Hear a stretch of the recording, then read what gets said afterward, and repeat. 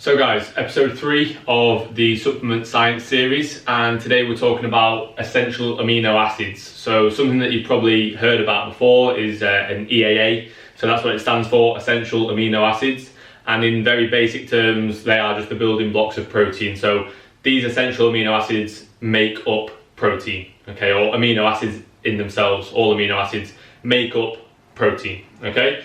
So that's very, very basic there to start off. So what is an essential amino acid as a supplement? So what is an EAA? So it basically is a full variety of the essential amino acids all into a supplement form. So the difference between a essential and a non-essential amino acid is the fact that the essential amino acids we cannot synthesize in the body. So we have to ingest them through our diet or through supplementation.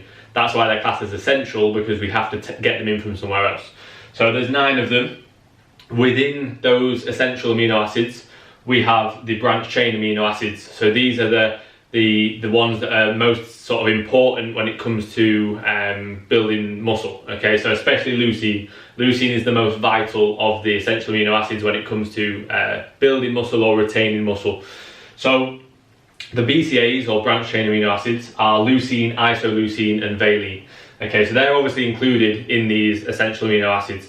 But generally, just as a quick touching point, the reason that I'd much rather people take EAAs than BCAAs is because we need this whole spectrum of essential amino acids in our diet. So why would we only take a supplement that just gives you 3 of them? Yes, they may be the most important 3, but we need to ingest all of these essential amino acids from the diet. So it makes sense to supplement an EAA versus a BCAA, because you're still getting the primary focus of the BCAAs within the EAA.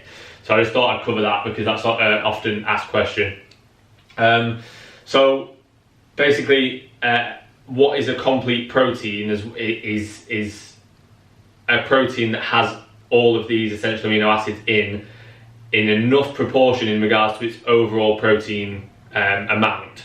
So you might hear someone say, oh, you need a complete protein source, or you need a highly bioavailable protein source in order to spike muscle protein synthesis, let's say. So a complete protein source contains all of these 9 essential amino acids, okay? So, and majority of animal proteins will contain a full spectrum of them. Obviously an EAA. Plant proteins, when mixed together, so like when you mix rice and beans together to get the full spectrum of the essential amino acids. Because what we're aiming for really is every single protein serving, we want that complete protein source. We don't just want to be consuming trace proteins.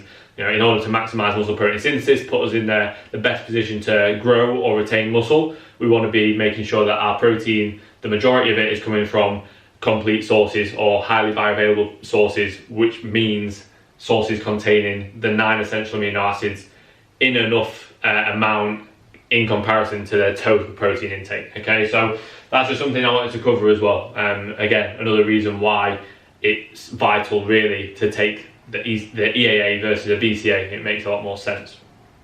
Okay, so why would you take an essential amino acid? So basically the primary goal of this supplement is to spike muscle protein synthesis. And the way that it's going to do that is that it's going to activate a protein called mTOR. And what that does is then that induces muscle protein synthesis via a pathway called S6K. Okay, I'm not going to go into that in too much more detail because I don't want to make these very complicated, and I don't want to go into loads of, like I said, rambling words on and going through, motor pathways and the way that everything happens. We don't need to go into that into detail. The goal is to spike muscle protein synthesis and overall to be in a positive net protein balance, so for muscle protein synthesis to exceed muscle protein breakdown. Okay, so obviously taking this supplement when we train is going to help spike that MPS, which is going to help over the course of a day, over the course of a week, over the course of our lifetime, is to be in a net protein balance, a positive net protein balance. So muscle protein synthesis drops down to baseline after 2 to 3 hours. This is after you've had a protein serving, regardless of if you continue to eat or like sip on aminos throughout that time.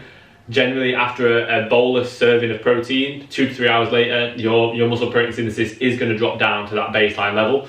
So the reason that we would want to take this this essential amino acid intra-workout is generally dependent on how long you train for and how far away your pre and your post-workout meal are.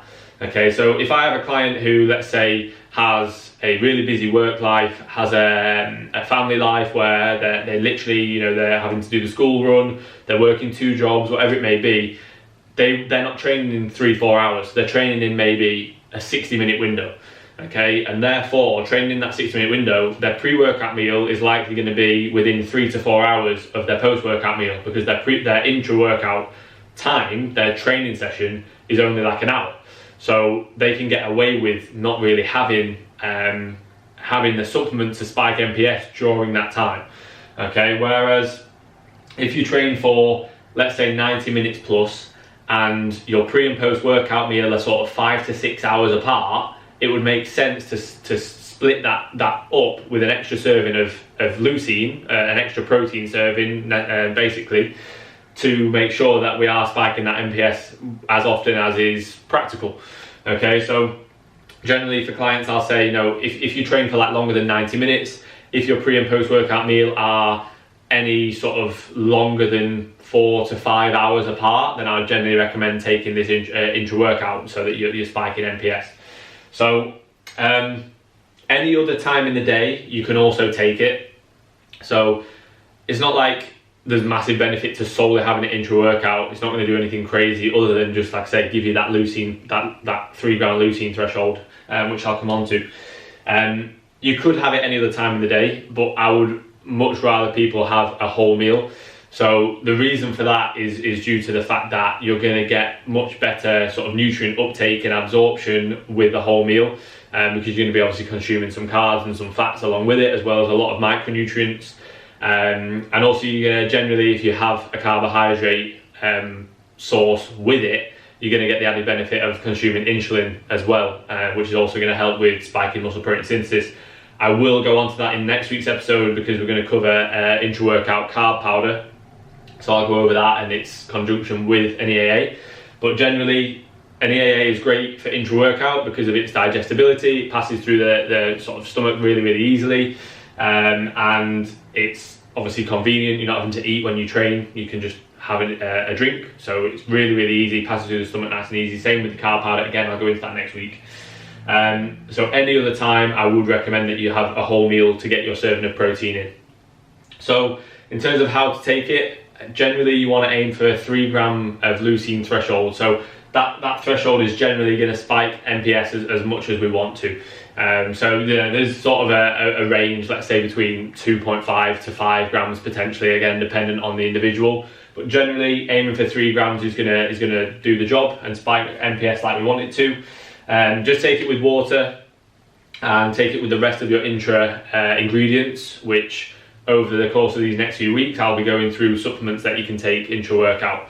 So going on to my sort of little tips and my thoughts, muscle protein breakdown will always occur. It's part of the process. You can't just continuously stay, you know, up here in terms of spiking MPS consistently forever. Muscle protein breakdown has to happen in order for us to get that muscle protein synthesis. So we need to accept that and understand that that's gonna happen, and sipping on EAAs all day isn't gonna make us grow.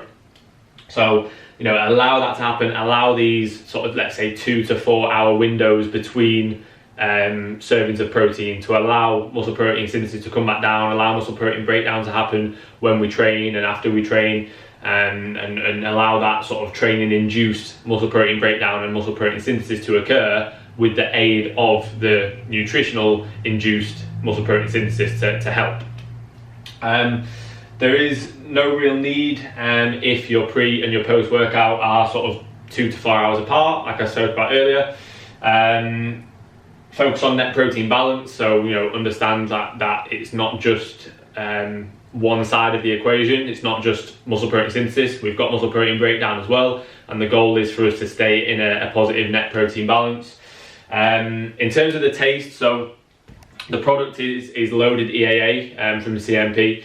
So in terms of the taste, this is cherry cola bottle, which I've actually just had delivered. I've not tried it, but I've been having the fruit salad and it's been really, really good.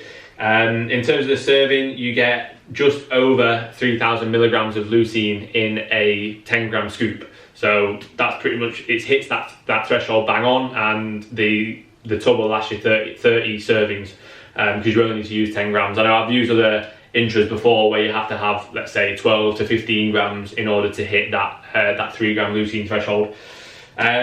Price point, yeah, I believe it's £20 for that, which is 20 quid for an intra for 30 servings is very good, and 20% off with my code, so it ends up being 16 quid. So fucking bargain, absolute bargain.